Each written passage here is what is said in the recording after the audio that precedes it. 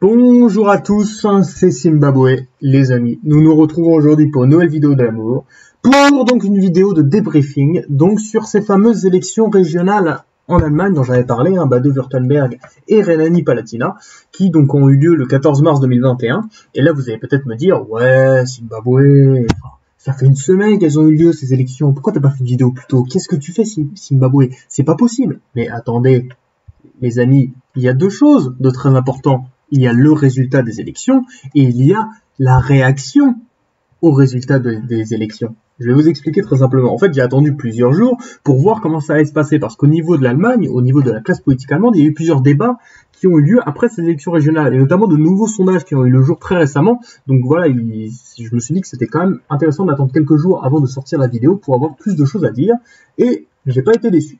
Alors bon. Je vous rappelle les faits, des petites élections régionales qui avaient eu lieu, donc d'abord au Baden-Württemberg et en Rhénanie-Palatinat. Et le moins qu'on puisse dire, c'est qu'on n'a pas été déçus. Et j'avais dit que donc la CDU allait faire des scores plutôt pas mal, c'est-à-dire deuxième, mais n'allait pas réussir à être premier, donc ce qui était plutôt dommage, mais que c'était quand même que le CDU restait un parti populaire. En fait, j'ai peut-être été un petit peu trop optimiste parce que les résultats de la CDU n'ont pas été fous.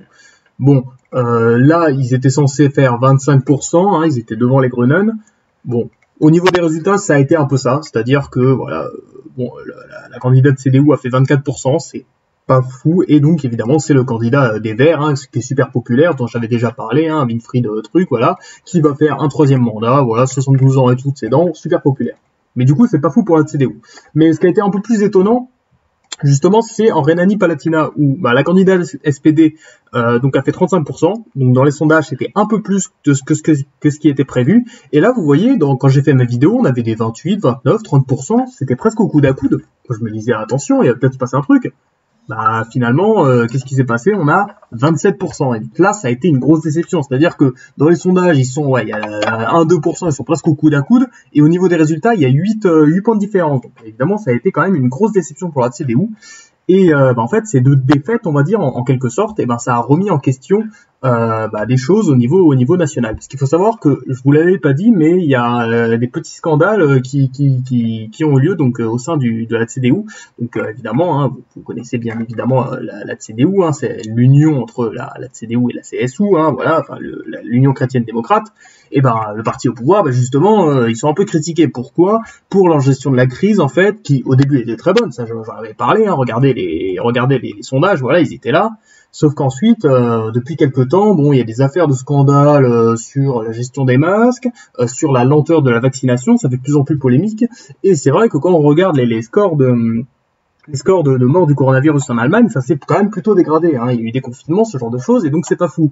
Et il y a notamment Wolfgang Schäuble, donc qui est un ancien cadre du parti, qui est toujours là, mais qui est président du Bundestag, qui a exprimé donc ses inquiétudes, notamment du fait que la CDU est de moins en moins populaire. Et au niveau et donc là, en fait, ces deux défaites ont été plutôt coup dur pour la CDU, surtout en Rhénanie-Palatinat, et ça a remis en question le rôle d'Armin Laschet. Vous savez, on avait parlé de ce fameux Armin, qui est donc le nouveau boss de la CDU. C'est-à-dire qu'on ne sait pas trop qui va succéder à Angela Merkel. Et en fait, normalement, là, ça avait été décidé, c'était censé être Armin Laschet, donc qui est plutôt un centriste. Sauf que du coup, ces deux grosses défaites, font polémique. Et finalement, il y a un autre candidat de la CDU qui s'appelle Markus Söder, donc qui est le président donc de l'Union, du parti chrétien-démocrate, mais en Bavière, donc et aussi qui est le chef de la Bavière, donc quand même un grand État de l'Allemagne, qui se met à contester donc la position de Laschet, et Markus Söder est plus de droite, plus conservateur. Donc vous voyez, sa position sur pouvoir Armin est plutôt contestée. D'autant plus qu'on dit qu'apparemment il manquerait de charisme et de carrure en fait pour prendre le rôle de chancelier. Donc ça fait plutôt polémique. Et on voit qu'au niveau des résultats, c'est-à-dire que les résultats des régionales, c'est 14 mars. Voilà, donc les prochaines législatives auront lieu donc le 6 juin, ce sera en Saxe. Donc là, c'est un ancien État de l'Est. Du coup, l'extrême droite et l'extrême gauche sont beaucoup plus forts. On en parlera en juin, mais bon, pour l'instant, on s'en fiche.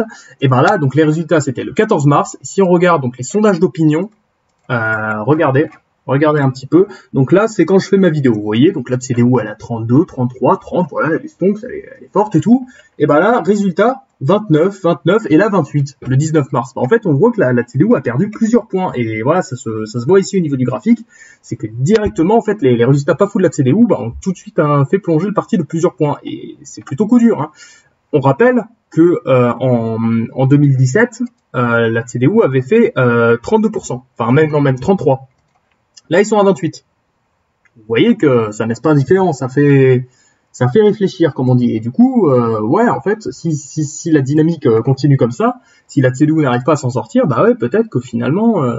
Et là, d'une certaine façon, je m'en veux, parce que dans l'ancienne vidéo, je disais que globalement, tout allait bien, l'Allemagne, c'était stable et tout. Ouais, bon, on a été plutôt là, mais sauf que les derniers jours, plat. la dynamique, je pensais qu'elle allait s'arrêter et que la CDU allait rester à un plafond, bah là, on dirait qu'elle est en chute libre. Donc ça fait réfléchir, vous voyez. Et finalement, bon, il faut savoir que voilà, si Armin Laschet, par exemple, reste au pouvoir, voilà, se présente et que bon, il est pas trop populaire, bah peut-être que ce qui pourrait se passer, c'est que les Grüne et le SPD pourraient faire une percée et peut-être qu'on pourrait voir la CDU repasser en opposition après 16 ans de règne de Merkel. C'est une possibilité, c'est-à-dire que là, vous voyez 20, 18, s'ils arrivent à s'allier, j'en sais rien, avec la Linke, par exemple, bon, ça paraît pas forcément plausible, mais il pourrait atteindre 50%, et donc ce serait un basculement à gauche pour l'Allemagne. Ce serait possible.